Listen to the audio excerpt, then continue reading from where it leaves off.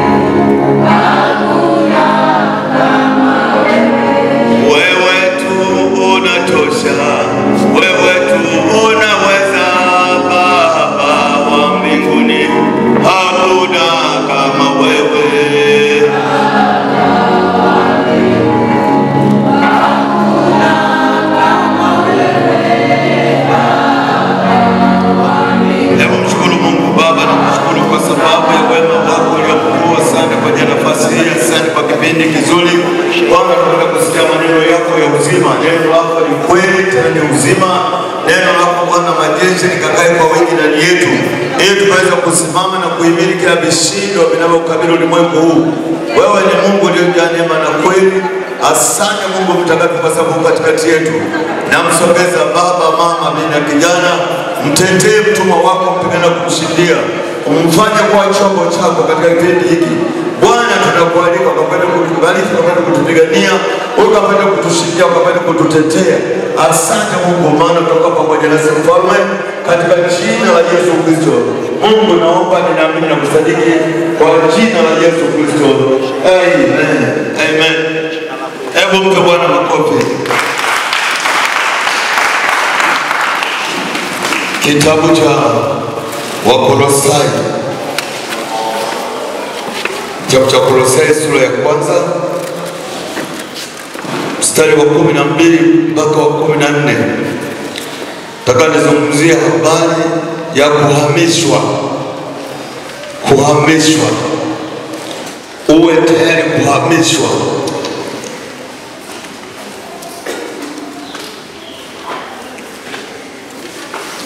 Mkimshukuru.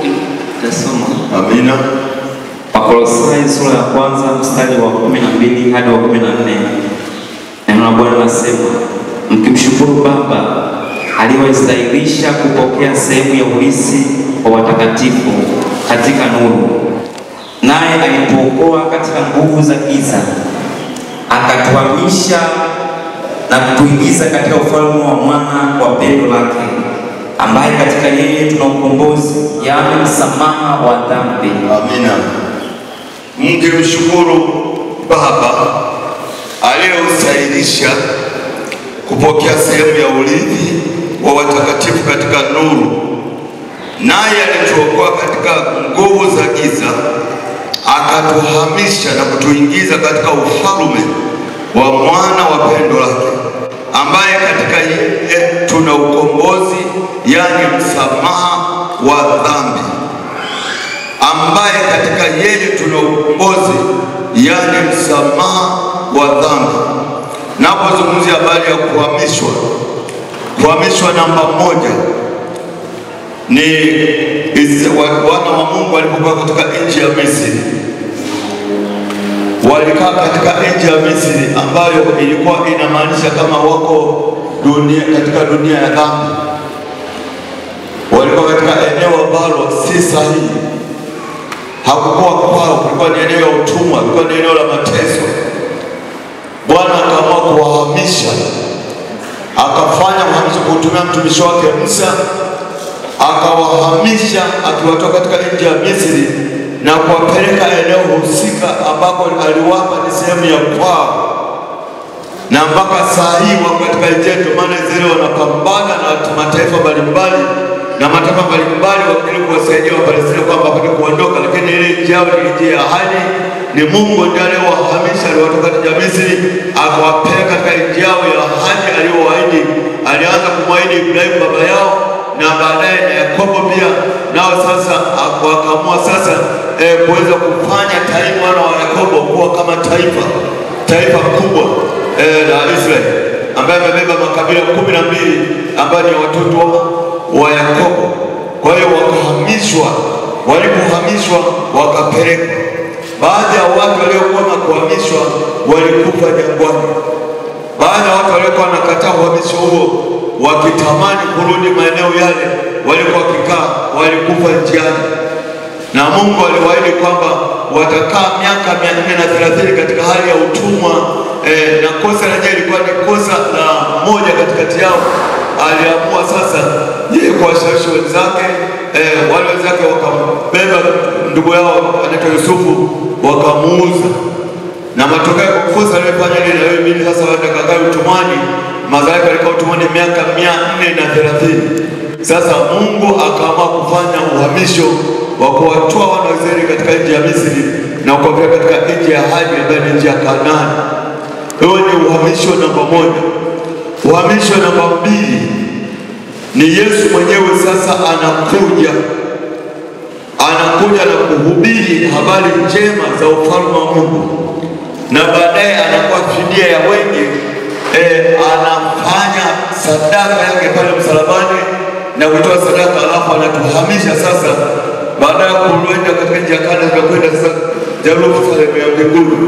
Huo ni uhamisho. Jana kuzungumza hivi kwamba tuko katika ulimwengu wa giza. Ulimwengu wa giza ni eneo la dunia hii kwa awamu ya pili.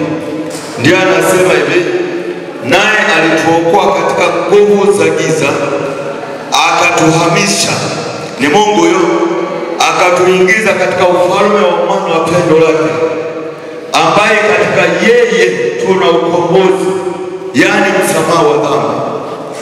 Katika yeye hakuna mwingine awaye yoyote ambaye anaweza kutuhamisha sisi isipokuwa ni Yesu, ambaye ni Bwana na Mwokozi, kwa sababu yeye alishinda. Paulo pia katika Wafilipi ile sura ya 2 kuanzia mstari wa 5 asema, iweni na nia hiyo hiyo ndani yenu, ambaye hapa mwanzo ilikuwemo ndani yake Yesu Kristo. Yeye kwanza alikuwa na namna ya Mungu, lakini yeye akaona kuwa sawa na Mungu sio kitu cha kushikamana nacho, akaja duniani akavaa mwili huu, akashikamana mwili wa utumwa mpaka mauti ya msalaba. Asa na mauti ya msalaba ndipo Bwana Mungu akamwadhimisha, akimkirimia lile jina lipitalo majina yote, kwamba kwa jina la Yesu Kristo kila goti lazima lipigwe na kila ulimi lazima ukiri ya kwamba Yesu Kristo ni Bwana, kwa utukufu wa Mungu Baba. Kwa hiyo kila mtu lazima akubali yeye mwenyewe kuhamishwa. Sasa hivi tuna kazi ya kuhamishwa kwa njia ya imani na kukiri kwa kinywa chako, na neno la Mungu ni roho na maneno yetu ni roho. Tunapofikia hatua kukiri kwamba ninahama toka hatua hii kwenda hatua nyingine, napokataa utumwa fulani, dhambi ni utumwa, magonjwa ni utumwa, laana ni utumwa, mikosi ni utumwa, kutofanikiwa ni utumwa. Sasa lazima ukubali kuhama. Usipokubali kuhama, hiyo hali haiwezi kuondoka. Fahamu magonjwa ni roho, yana akili, yanayofahamu. Shetani anatumia matatizo yetu kama silaha ya kutushindisha, ya kufanya kuendelea kudumu katika dunia hii. Mfahamu sisi ni wapitaji katika ulimwengu. Hapa sio kwetu. Katika miili hii lazima tufanye miili ya mbinguni ndio tuingie katika mji ule mtakatifu, na lazima tumshinde shetani katika miili hii. Ndio maana kidini haiwezekani kuwa mtakatifu na haiwezekani kushinda dhambi kupitia dini, haiwezekani. Na hayo watu wengi walifanya tangu zamani, walijaribu kutumia dini wakashindwa. Ndio maana hata Yesu alipokuja, mpinzani wake namba 1 hakuwa Shetani. Mpinzani namba 1 ilikuwa ni dini za Masadukayo na dini za Mafarisayo na Kifarisayo. Wengi wakisema kwamba huyu mtu lazima afikie hatua kuweza kukubali kwamba Farao au akubali kwamba Kaisari yeye ndio namba 1. Lakini Yesu akasema namba 1 ni Mungu Baba ndio namba 1. Lakini dini zinafanya kila mtu kuheshimu mawazo ya kidini. Kwa hiyo Yesu amekuja kutuhamisha kwenye mawazo ya kidini, amekuja kutuhamisha kwenye mawazo ya kutegemea binadamu. Ndio maana hata Musa alipoweka zile sheria zile 600, alipewa amri 10 na sheria zile 600, lakini hakuweza kufanikiwa kushinda kwa sababu mioyo ilikuwa ni migumu na uhamisho wetu ulikuwa si rahisi. Ndio maana pia Yeremia anazungumza, Yeremia 31:31 kwamba angalia siku zinakuja, sema Bwana, nitakapofanya agano langu jipya na nyumba ya Israeli, siku agano ile ambalo nilifanya na baba zao ambalo walivunja japo nalikuwa mmekwao. Siku hizo nitaweka sheria zangu ndani yao, nitaandika sheria zangu ndani yao, na wote watanijua, wote watakao ruhusu sheria zangu ziingie ndani yao. Na Yesu anatamka katika Injili ya Yohana sura ya 14 na mstari ule wa 16, anasema nami nitamwomba Baba, naye atawapa msaidizi mwingine, ndio Roho wa kweli, ambaye ulimwengu hawezi kumpokea maana haumwoni, lakini ninyi mtampokea kwa kuwa anakaa kwenu, naye atakuwa ndani yenu. Roho Mtakatifu yuko kwa ajili ya kulisaidia kanisa leo, na yeye yuko tayari kunihamisha toka kwenye mawazo mafu. Kuna mawazo mafu, mawazo mgando yanaweza pia kumgandisha mtu hawezi kupiga hatua. Anasema kwa lazima ukubali kuhamishwa, kukubali kuhamishwa. Hiyo ni sehemu japo ya uamsho ambayo inaanzia katika moyo. Unaanzia katika moyo, uamsho huo unaanzia katika moyo. Lazima tukubali kubadilika. Tusipokubali kubadilika, tutakuwa tunabaki pale pale, hatuwezi kupiga hatua nyingine. Hatuwezi. Lazima, kwa sababu Yesu akishaingia ndani, kazi yake yeye sasa anataka tuwe nafasi yeye peke yake. Usiweke mabwana wawili tena ndani ya moyo wako. Hiyo ni lazima, ili uhamishwe kutoka kwenye tabia na itikadi za mila na desturi za kwenu. Lazima ukubali kutoka. Walipoamini, kitabu cha Mwanzo, waliamini Injili ya Yesu Kristo, waliamini mahubiri ya Musa, wakahama. Ndio maana kuna kitabu kinaitwa cha Kutoka. Walikubali kutoka. Ukibaki hapo hapo uweze ukatoka. Ukiamua kubaki hapo hapo uweze ukatolewa, kwa sababu Yesu au Roho Mtakatifu yeye anataka ufanye maamuzi. Unafanya maamuzi.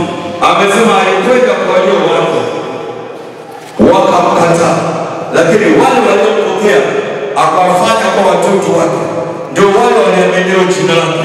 Waliozaliwa sio kwa mapenzi ya mtu, wamezaliwa na Mungu.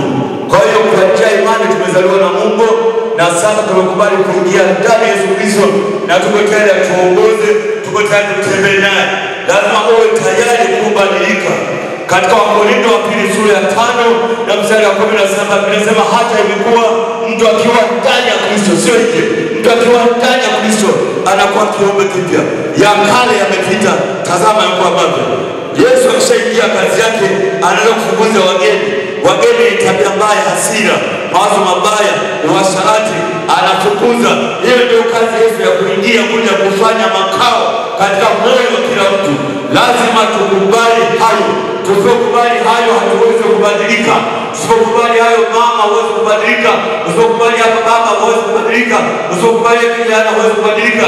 Lazima ukubali. Ndio maana kwenye kichwa kuna viungo vitatu kama 4 ambavyo vya muhimu sana.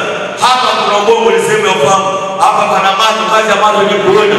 Na yeye na Mungu mwenyewe anasema katika Zaburi 32 mstari wa 8, anasema nitakufundisha na kukuonyesha njia utakayoiendea, na jicho langu likikutazama. Binadamu ana macho na Mungu ana macho. Ndio maana tumefanana na Mungu. Binadamu ana macho na Mungu ana macho. Alafu ameweka mdomo kwa ajili ya kukiri Injili ya Yesu Kristo, kutamka kwamba lazima ukubali kumpokea kwa Bwana na Mwokozi wa maisha yako. Lazima ukishaamini moyoni. Imani ni ya moyo, lakini kazi ya mdomo ni kukiri. Warumi sura ya 10 na mstari wa 1 inasema kwa moyo mtu huamini hata kupata haki, na kwa kinywa ukiri hata kupata wokovu. Kinywa chako lazima kitamke habari ya kuokoka, kwamba nimeamua kubadilika.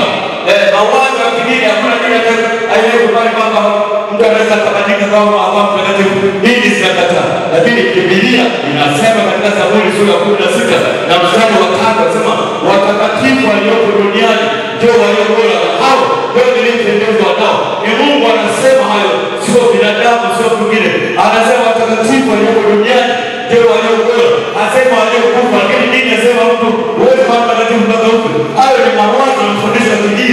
Mafundisho ya kidini kazi yake ni kupingana na injili ya kweli. Mafundisho ya kidini hayajanyoka, yanapiga, lakini mafundisho ya Yesu Kristo yamenyoka na nayo hayapigi.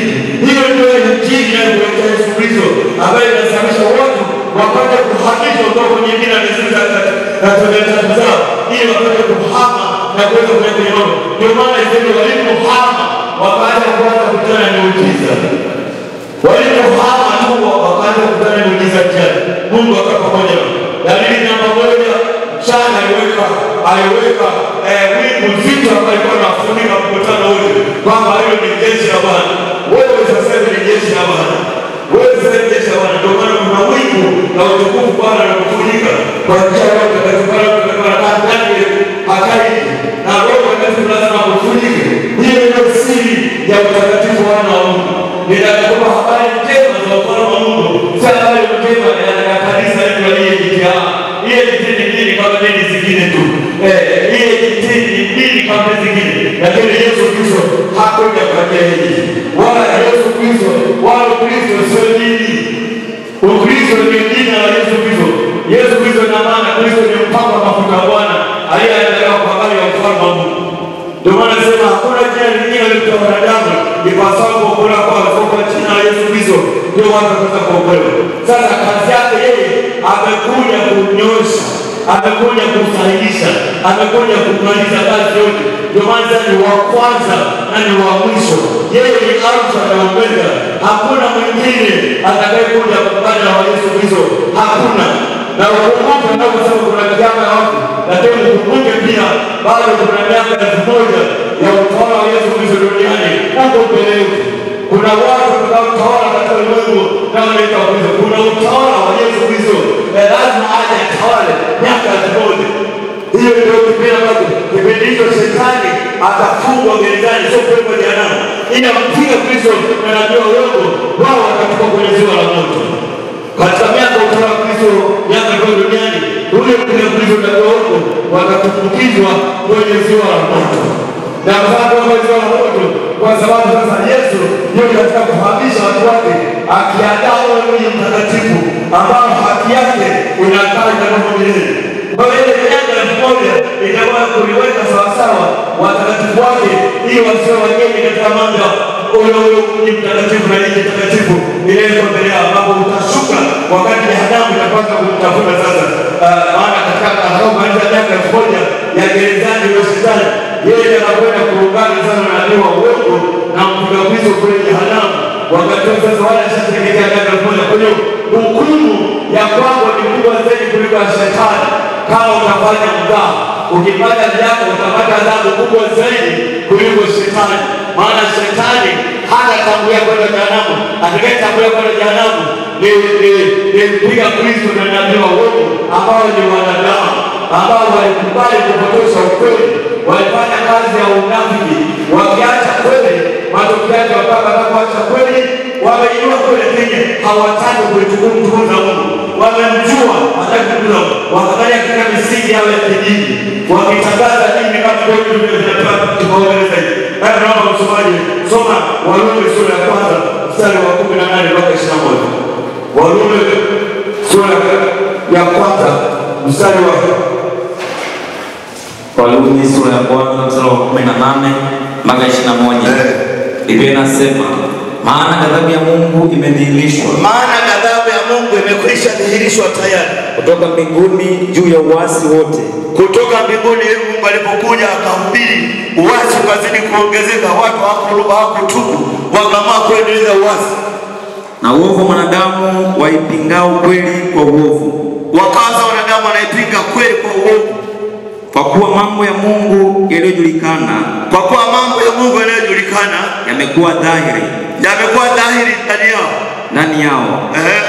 Kwa maana Mungu aliwadhihirishia.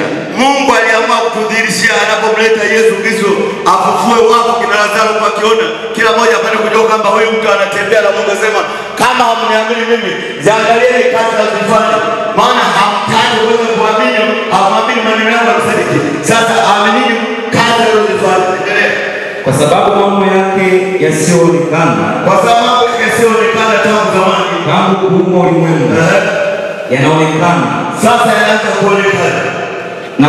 Na kufahamika kwa kazi zake. Na kufahamika kwa kazi zake. Yaani uwezo wake. Yaani uwezo wake wa milele. Wa milele. Na uungu wake. Na uungu wake sasa. Hata wasiwe na udhuru. Hata wasiwe na udhuru, maana sasa hivi mtu anakupa bila gharama kwa sababu mambo yako yatakuwa dhaifu. Endelea. Kwa sababu walipomjua Mungu. Kwa sababu hapo ndio kwenye kile. Kwa sababu walipomjua Mungu, endelea, hawakumtukuza. Ulipomjua Mungu, ulipohubiriwa injili hii, wewe huweza kufikiria hapo kaingia kwenye maswali kama unafikiria labda haya ni maneno ya kidini. Endelea. Kama ndiye Mungu wala kumshukuru. Walipomjua Mungu hawakumtukuza kama ndiye Mungu wala hawakumshukuru. Bali walipotea katika uzushi wao. Wakaamua kupotea, wakaanza kuigiza uzushi. Na mioyo yao yenye ujinga ikatiwa giza. Na mioyo yao yenye ujinga ikatiwa giza. Mwisho wa Mungu. Inatosha. Nazungumza habari ya kuhamishwa.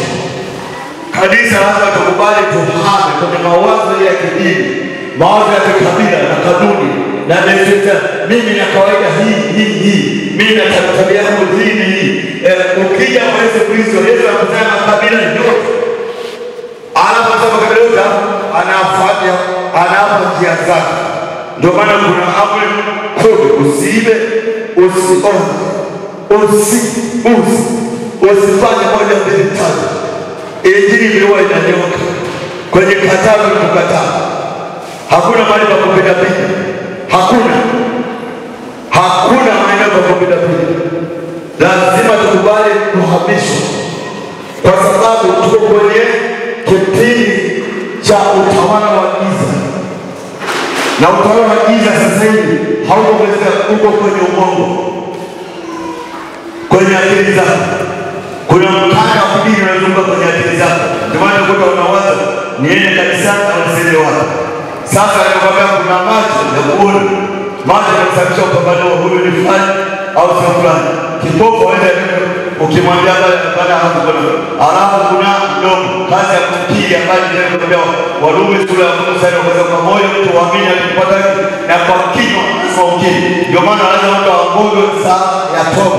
Majina hili yaandikwe kwenye mbinguni. Sema kila mtu ambaye jina lake alipo kwenye kitabu cha hukumu au cha uzima, huyo mtu hakupata nafasi ya kuingia mbinguni. Kwa hiyo lazima mtu akiri kwa kinywa chake kila alichokiamini moyoni. Imani ya moyo. Kile unamwambia mtu kazi ya masikio ya muhimu sana kuliko kazi ya masikio ni kusikia habari njema, sio habari mbaya. Maana Warumi 10:17 imani chanzo chake ni kusikia. Imani chanzo chake ni kusikia. Na kusikia huja kwa neno la Kristo. Ndio maana Wakristo tunashawishiwa tufike mara nyingi kanisani ili imani yetu izidi kukua. Kazi ya imani huwa inajengeka. Imani ni roho, huwa inakuza. Neno la Mungu linakuza. Neno la Mungu ni roho. Na neno la Mungu sababu ni roho. Na wewe una roho. Sasa kuta roho ya mwanadamu chakula chake ni neno la Mungu. Ili ukuzwe unapaswa kuwa mtu wa ibada. Katika Mithali sura ya 10 na mstari ule wa 27 Biblia inasema kumcha Bwana kuongeza siku za mtu. Mithali sura ya 10:27 kumcha Bwana kuongeza siku za mtu, bali miaka ya wasio haki inapunguzwa. Kumcha Bwana kuongeza siku za mtu, bali miaka ya wasio haki huwa inapunguzwa. Kwa hiyo unaposhiriki mara kwa mara ibada kwenda nyumbani mwa Mungu, ni rahisi neno la Mungu kukuhamisha kutoka kwenye hali mbaya. Migogoro mingi katika familia au katika ndoa, hiyo shida yake ni kwenye neno. Bado Mungu hajapata nafasi ya kumhamisha mtu na mwenye baada ya kubali kuhamishwa kutoka kwenye kanuni na tabia za kimwili. Maana kazi ya roho na mwili ni mashindano. Roho ina njia zake na mwili una njia zake. Ili mtu apate kuamini lazima akubali kukaa katika roho na kutembea katika roho. Maana kazi ya roho ni kuhusiana na mwili na kazi ya mwili ni kuhusiana na roho. Sasa wewe ili ufanikiwe lazima utembee katika roho. Wagalatia sura 5 mstari wa 16. Wagalatia sura 5 mstari wa 16. Wagalatia sura ya 5 mstari wa 16.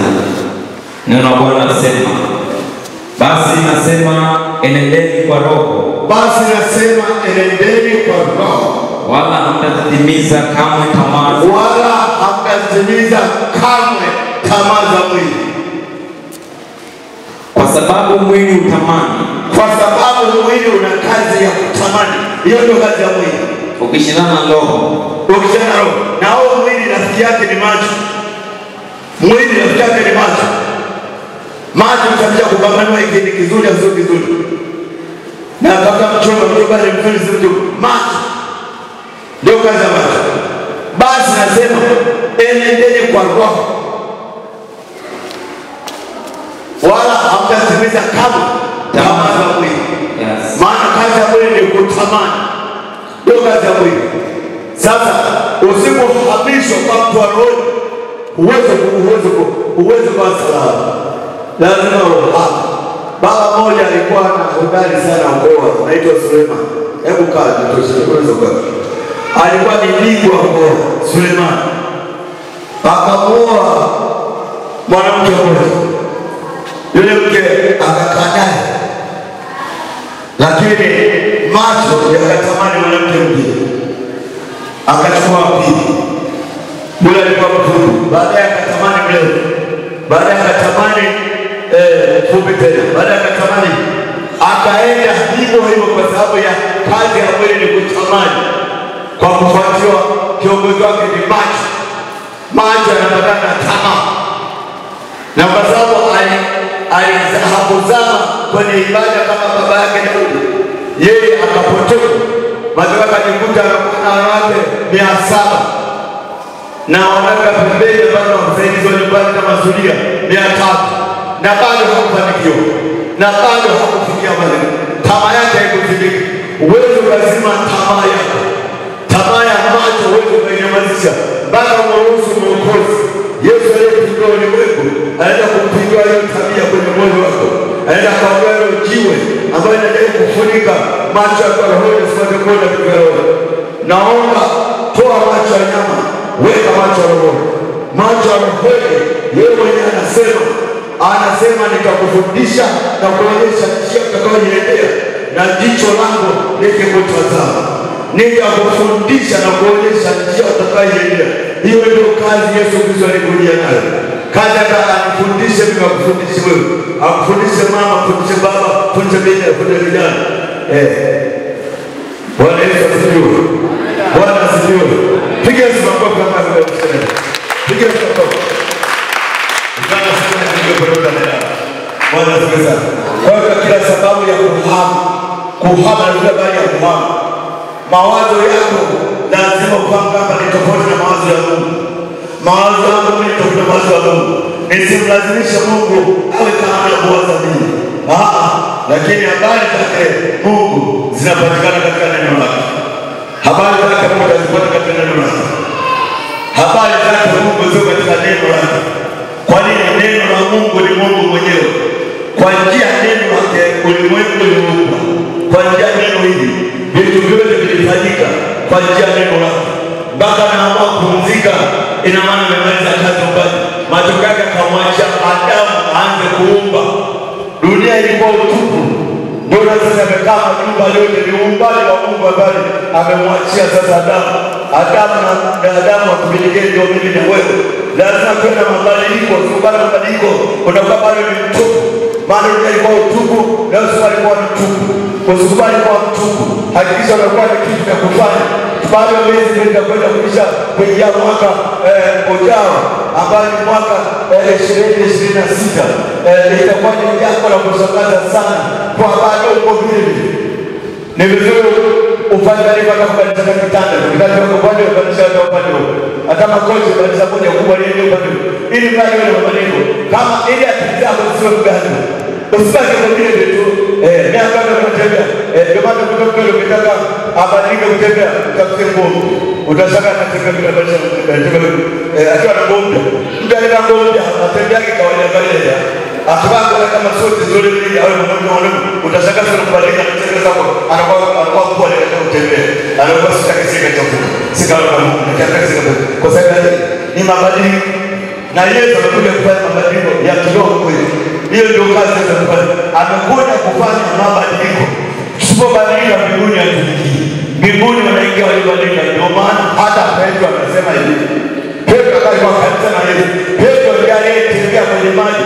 Hakuna mtume yeyote aliyetembea kwenye maji isipokuwa anaitwa Petro. Na pia akatembea kwa muda gani? Lakini pia sema alitembea kila maji. Alipoanza kuona shaka akamwita Yesu. Wakatembea akatembea akaanza kutembea. Sasa alipoanza kuona shaka akaanza kuzama. Alipoanza kuzama akamwita Yesu. Hebu Yesu akaelewa akamshika mkono na kutembea. Sasa ulikuwa na imani hapo. Lazima tukubali kwamba Yesu ndio kiongozi wetu. Nimesema Yesu Kristo sio dini. Hakuna dini ya Kikristo duniani. Yesu Kristo ni jina lake. Mpaka wa mafuta. Aliyepaka mafuta na Mungu Roho Mtakatifu. Akawa tayari kumwenda kwa ajili ya kazi yake. Ndio maana Petro kwa Yesu anasema katika Petro kwanza ile sura ya kwanza na mstari wa 15 anasema bali kama yeye aliyewaita alivyo mtakatifu ninyi nanyi wewe watakatifu katika mienendo yenu yote. Sasa kwa hata kwa kuwa imeandikwa mtakuwa watakatifu kwa kuwa mimi Mungu wenu ni mtakatifu. Mtakuwa watakatifu kwa kuwa mimi Mungu wenu ni mtakatifu. Mtakuwa watakatifu kwa kuwa mimi Mungu wenu ni mtakatifu. Hasemi mtakuwa mshakufa. Mafundisho ni kwamba ukishapata wewe kama mtakatifu mpaka ufe. Ukishaona mtu anabaya kama ana kiongozi wa dini kama ni askofu unaondoka zako. Ushaondoka hapa sio kama mtumbo leo. Maana mtumbo ukiandika kila tumbo linaandika. Ukishakula tumbo unapata shida kwa sababu kuna chakula kilichooza. Anakwambia huwezi ukawa mtakatifu ukiwa duniani.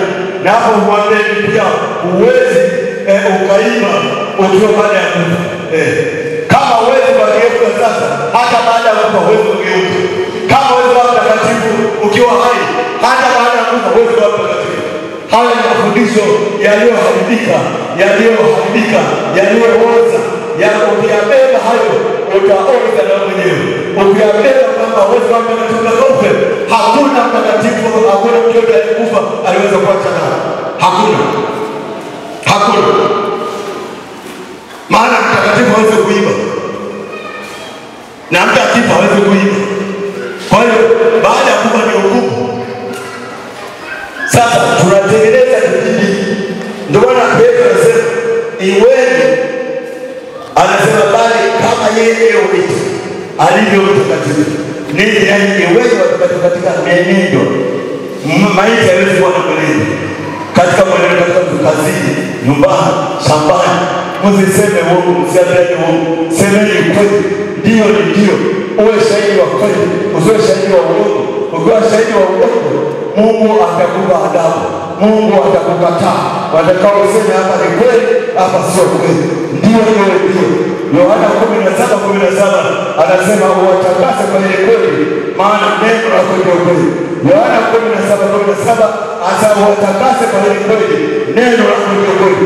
Neno la Mungu ndio kweli wa mama. Neno la Mungu ndio kweli wa baba. Neno la Mungu ndio kweli vijana. Neno la Mungu ndio kweli. Neno la Kristo ndio kweli. Yesu alikuja kunyoosha kila kitu. Amesema mimi nilikuja kuwapa uzima kisha ili wawe nao tele. Uzima wa Yesu Kristo ni ule uzima wa tele. Anasema nitawafanya kuwa nuru ya ulimwengu. Nuru ya ulimwengu. Anakuja kukutia nuru. Dunia ilikuwa na giza. Kama Yesu ni nuru, ndio maana dunia ilikuwa na giza. Kabla kuja Yesu Kristo kulikuwa kuna giza. Ndio maana kuna sababu ya kuweza kusimama katika kweli. Mimi naomba tu kama baba tunaona kama mmoja wa maofisi katika ofisi ya Mtakatifu Yesu. Na tuna watoto wangu ndani ya kanisa. Kipindi nacho ni kipindi cha tatu. Zungumzia hali ya mambo ya mbinguni. Usiingize kwenye mambo ya kidunia. Utafyatuliwa bila gharama. Mambo ya mwili usiingize nayo.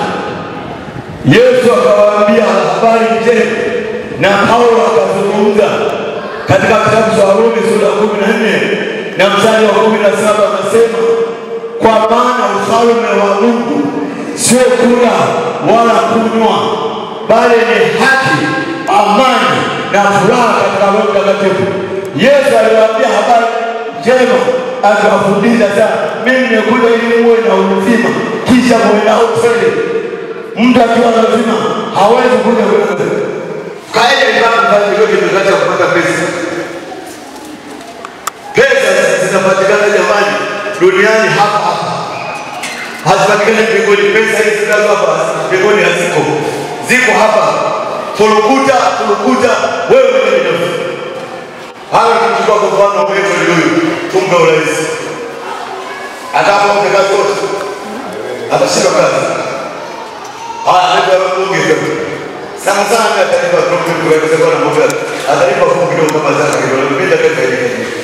Lakini wewe utapata pesa. Sasa akija kushawishi baadhi kweli kwa wakati wa sababu sisi tumetoka kutengeneza kama utashangaa unapotoka shetani kueleza unapodondokea unaruka kwa ukanisa kule wale mkutana kuti matokeo ya kama una nini itakuwa kwa mzee mapema mesikia nazika kama baba mwenyewe kama baba sijui mimi sina chama na marehemu Askofu Kulola ni baraza la kujiunga na chama maana ndani ya kanisa sisi tukagawa usiku mimi sina chama chochote na serikali inatambua japo wananitumia katika uongozi wangu kwa kutumia mambo mengi lakini sipo. Unajua mimi na chama kimoja cha Yesu Kristo. Chama cha Yesu Kristo. Wala kina ukame. Wala kuna cha vita. Maana yeye vita vikikuja kwa ajili ya injili, yeye wanapigana. Maana yeye Bwana wa vita, Bwana sasa. Wewe tulia hapa na kuongoza. Mwambie Yesu nisaidie. Si atapigana. Yesu ndiye. Hakikisha kwamba unahamisha kwa mawazo huu mkanda huu wa kidini na kufuta kwenye dini. Chukua mkanda wa kidini kufuta kuweka kwenye moyo wako. Utakwenda kupeleka neno la Mungu. Wakolosai sura ya 3 mstari wa 16 nasema neno la Kristo likae kwa wingi ndani yenu katika hekima yote kufundishana na kuonyana kwa jibu na teza rohoni huko mkimwambia Mungu kwa neema mioyoni mwenu. Ule mstari unaofuatia sema na kila mfanyao kwa neno katika tendo fanyeni yote katika Bwana wetu Yesu mkimshukuru Mungu Baba kwa yeye. Neno la Kristo linatakiwa likae kwa wingi. Yasikae maneno ya wanasiasa kwenye mioyo yenu na kwenye akili zenu. Msikae hai sana mtaanza kwa kuchelewesha pateni. Kae kwa mtandao pale kufundisha watu. Mwangalie dunia kwenda kufanya mambo. Usikae kwa kuangalia kwenye mtandao kama yeye. Utakuruhusiwa sana. Unajua kwenye uwanja mambo ya Yesu. Angalia huyo msaidizi. Mbona unapaswa huyo ndio wewe kwa kwangu? Mwambie shughulika na unashangaa Yesu anashughulika na kila mmoja. Bwana asifiwe. Bwana Yesu asifiwe. Mungu akubariki na kutunze na kupigana na kushindie mwaka huu hapo mtu hapa ndani ya kanisa hili. Ninatangaza kama mmoja wa mafundisho hapo mtu hapa kanisa. Hapo mtu. Baba tutakuwa mwaka tunasema hapo mtu hapa. Kwa jina la Yesu. Lazima mwenye kufanyika afanyike. Mwenye kufundishika lazima afundishike. Mwenye kufundishwa lazima afundishike. Mwenye kuchungwa lazima achungike. Mwenye kuona lazima aonyeke. Mwenye kujengwa lazima ajengeke. Usipojengwa kwa mikosa lakini lazima uimarike. Lazima utembee na Bwana. Lazima Bwana ananyoka. Hajapinda. Usiingize wacheni wamefua. Kuna wengine ni maulana ya kupigana. Liko lango moja wazi ni lango langoni. Yesu ndiye lango sasa ni lango Yesu wote waingie kwake.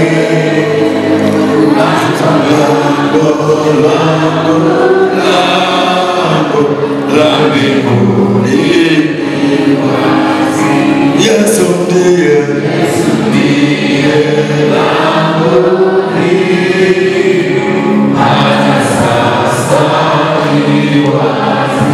Lango,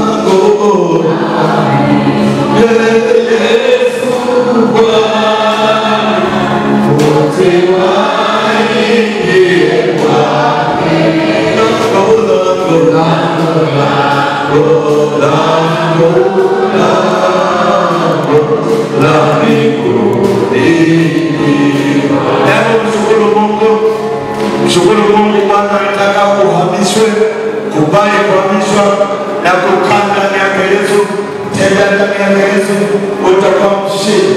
Tembea ndani ya Yesu utakuwa mshindi kweli. Kubali kuhamishwa. Yesu alikuja kutuhamisha, kututoa gizani na kutuingiza katika upendo wa mwana, katika nuru ya upendo wa mwana. Kwa hiyo kila sababu ya kukaa katika nuru, kukaa katika neema ya Kristo Yesu, ili tuwe na maisha mazuri. Bwana yuko pamoja na kanisa lake. Bwana yuko pamoja kuhamisha kila magonjwa ya kupoteza, lazima yakutii, lazima yaondoke, lazima magonjwa yote yapate kuweza kushindwa kwa jina la Yesu Kristo. Kila aina ya mateso, kila aina ya upepo, kila aina ya magonjwa kwa jina la Yesu Kristo. Kwa namna zote, kila aina ya mateso, kila aina ya laana, kila aina ya magonjwa yakapate kukuachia kwa jina la Yesu Kristo, kwa jina la Yesu Kristo, kwa jina la Yesu Kristo, kwa jina la Yesu Kristo, kwa jina la Yesu Kristo, kwa jina la Yesu Kristo, kwa jina la Yesu Kristo, kwa jina la Yesu Kristo. Kila aina ya mateso, kila aina ya udhaifu, ewe shetani uliyelaaniwa, ninakataa kwa jina la Yesu Kristo. Toka mtambuliwa kwa jina la Yesu. Mamlaka ya kuzimu, shindwa shetani, toka machini, nyamkeni kimungu, subira, toka kwa jina la Yesu Kristo. Toka mamlaka ya kuzimu, kwa jina la Yesu Kristo. Umeshindwa shetani, nani mamlaka, toka machini, hapa tena, toka kimungu, kwa jina la Yesu Kristo, kwa jina la Yesu, kwa jina la Yesu, kwa jina la Yesu, kwa jina la Yesu, kwa jina la Yesu Kristo. Nani mamlaka, toka hapa. Hama shetani. Hama. Kwa jina la Yesu. Toka.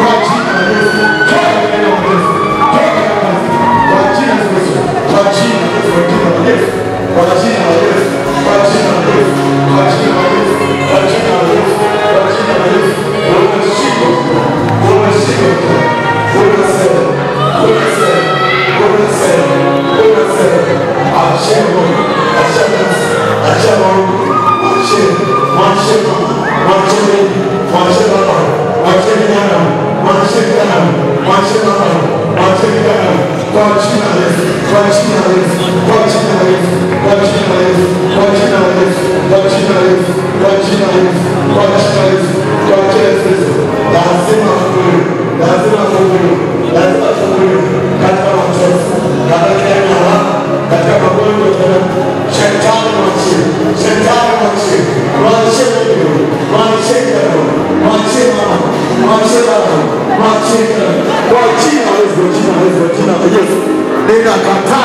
kila aina ya mateso, ninakataa kila aina ya roho, ninakataa kila aina ya magonjwa katika jina la Yesu Kristo.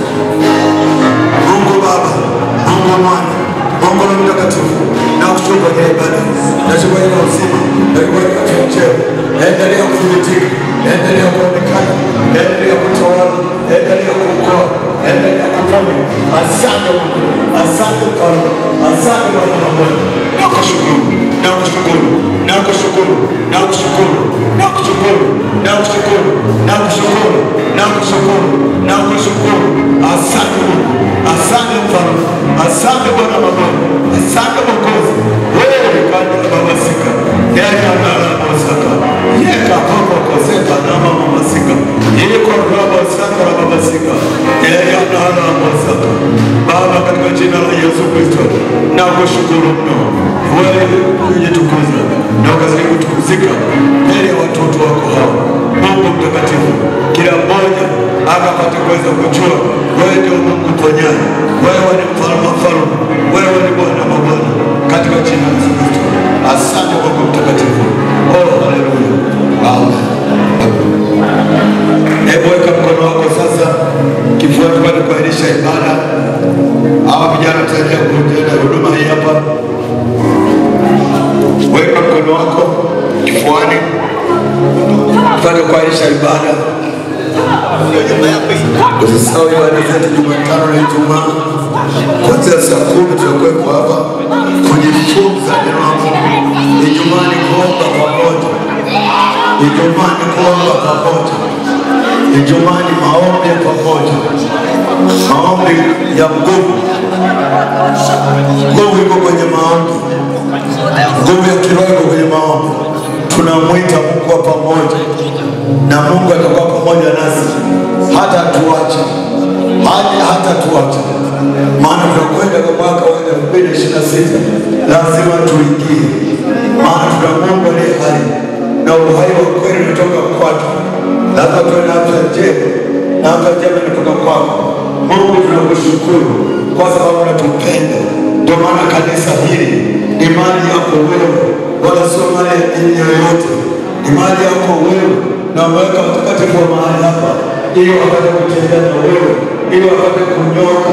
Asante Mungu mtakatifu, maana unaokoa tena unaponya kanisa lako, unalijenga na kulimarisha, unalitengeneza kwa neno lako na kwa nguvu ya Roho Mtakatifu.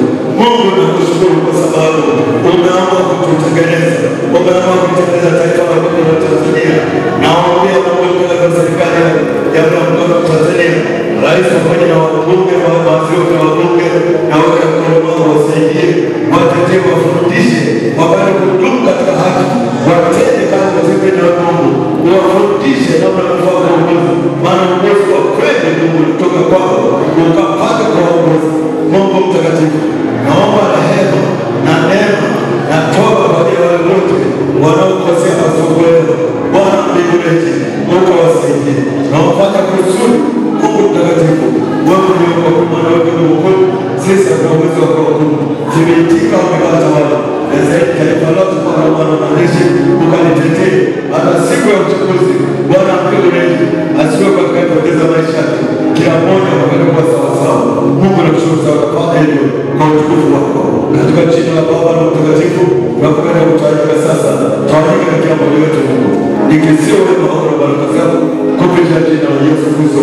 Naomba, ninaamini na kusadiki kupitia jina la Yesu Kristo.